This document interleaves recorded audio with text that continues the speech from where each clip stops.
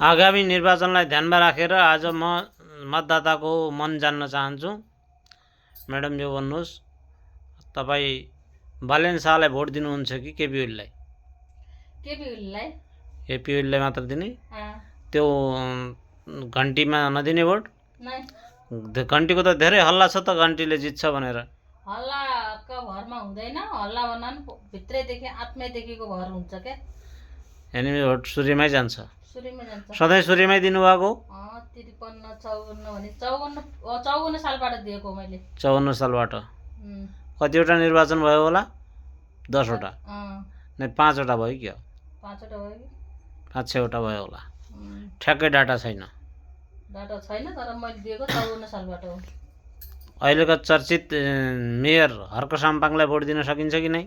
दिन्न, कसैले दिने हैन। दिन हाम्रो त्यहाँ जान पनि मिल्दैन, हामीलाई त्यहाँ दिन पनि मिल्दैन, तर आफ्नो ठाउँमा सूर्यलाई दिने भोट। सूर्यलाई दिने? यहाँको विचार अनुसार सूर्यमा पक्का भोट दिने? पक्का। कठोर मतदाता हुनु।